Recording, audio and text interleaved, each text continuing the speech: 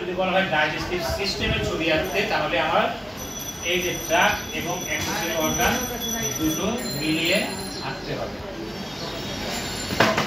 Digestive ট্রাক্টটা আমরা আগে দেখি।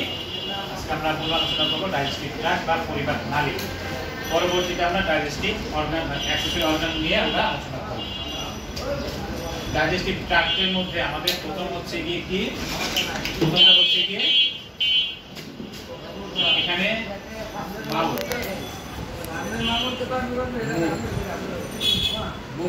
মুখের পরে ভিতরের অংশটা থাকা জায়গা হচ্ছে কি মাউথ ক্যাভিটি বা ওরাল ক্যাভিটি,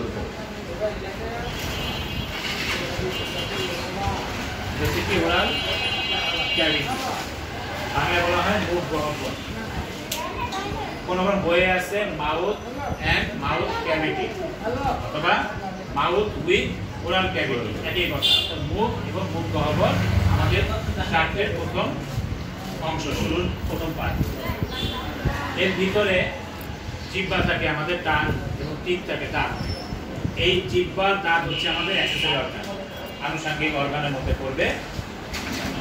খাবার খাওয়ার সময় আমাদের মুখের মধ্যে প্রচুর পরিমাণে কি তৈরি হয়, লালা তৈরি হয়, স্যালাইভা তৈরি হয়, তাই না? এই যে স্যালাইভা বা লালা যে তৈরি হয়, এটা আমাদের মুখের ভিতরে কি থাকে, স্যালাইভারি গ্ল্যান্ড থাকে, লালা গ্রন্থি। আমাদের মুখ গহ্বরের ভিতরে কয় জোড়া লালা গ্রন্থি থাকে? 3 জোড়া থাকে। কি কি বলতে পারবেন? হ্যাঁ, এই যে কানের নিচে থাকে কি আমাদের সবচেয়ে বড় লালা গ্রন্থি, ক্যারোটিড গ্ল্যান্ড বলা হয় এটাকে। ক্যারোটিড গ্ল্যান্ড হচ্ছে আমাদের কি, এই যে চোয়াল আছে, নিচের চোয়াল হচ্ছে ম্যান্ডিবল। এই নিচের চোয়ালের একদম মাড়ির শেষ প্রান্তে, নিচের মাড়ির শেষ প্রান্ত থেকে দুই পাশ থেকে দুইটা সূক্ষ্ম নালী আছে, এটা হচ্ছে সাবম্যান্ডিবুলার গ্ল্যান্ড। ম্যান্ডিবল মানে চোয়াল, চোয়ালের নিচে সাবম্যান্ডিবুলার গ্ল্যান্ড দুই জোড়া, মানে দুইটা, এক জোড়া। এবং আমাদের জিহ্বার নিচে, জিহ্বা যে আমাদের লাগানো থাকে, ঠিক এটা দুই পাশ থেকে দুটো থাকে, এক জোড়া। এটা হচ্ছে কি সাবলিঙ্গুয়াল। লিঙ্গুয়া মানে জিহ্বা, লিঙ্গুয়া মানে কি জিহ্বা।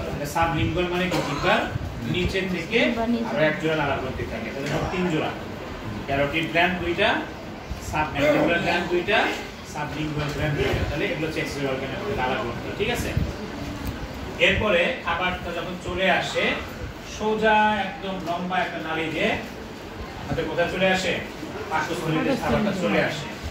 এই যে নালী দিয়ে চলে আসে, এটা বাংলার খাদ্য নালী, এটাকে বলা হয় ইসোফেগাস। এটা ইসোফেগাস, ঠিক আছে, বা অন্ন নালী বা খাদ্য নালী। এরপরে খাবারটা যখন সোজা নিচে চলে আসে, এটা হচ্ছে কি স্টোমা। এটা আমাদের পেটের ভিতরে বাম পাশে অবস্থান করে স্টোমা, পাকস্থলী। এরপরে স্টোমাক থেকে যে আমরা বাংলায় বলি নালীর গুড়ি, অর্থাৎ এখান থেকে ছোট চিকন সূক্ষ্ম নালী চলে আসছে পেঁচানো, এবং এরপরে হচ্ছে একটা মোটা নালী থাকে। এই যে চিকন যে নালী, এই নালীকে মূলত বলা হয়